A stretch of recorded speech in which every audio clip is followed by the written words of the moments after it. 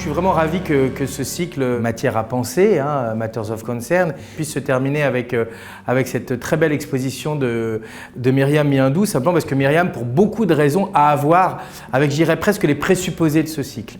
Pourquoi? D'abord parce que c'est un cycle qui entendait aussi penser des pratiques glissantes, des pratiques qui pouvaient avoir différentes fonctions. On sait que l'art contemporain, l'art moderne avait évacué cette question des fonctions de l'art au profit d'un art déconnecté, on va dire des contingences ou de tout usage possible. Or, des artistes comme Myriam Miindou nous ramènent à certains usages de l'art. Ici, il s'agit d'usage thérapeutique, d'usage magique et d'usage aussi social et politique, puisque à travers cette exposition, Myriam nous propose non pas de dénoncer, mais plutôt de faire une expérience d'un retour à une relation directe, physique, à la fois avec des matériaux, du sable. Il y a aussi beaucoup de liquide dans cette exposition, il y a aussi des références au règne animal, et elle a pensé vraiment un espace, on va dire, de care, un espace d'attention, un espace de mieux-être, un espace qui propose au public pas uniquement de venir admirer de manière comme un observateur, mais de venir ressentir des choses. Ressentir des choses à la fois devant cette grande, on va dire cette grande fresque quasiment, mais également une expérience physique avec quelque chose qu'on fait rarement dans le monde de l'art, toucher les œuvres.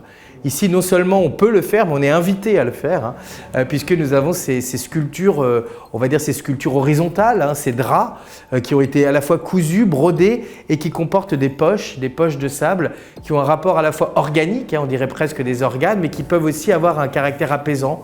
On peut les toucher et on peut reprendre, je dirais presque, une relation physique, tactile, haptique avec l'art.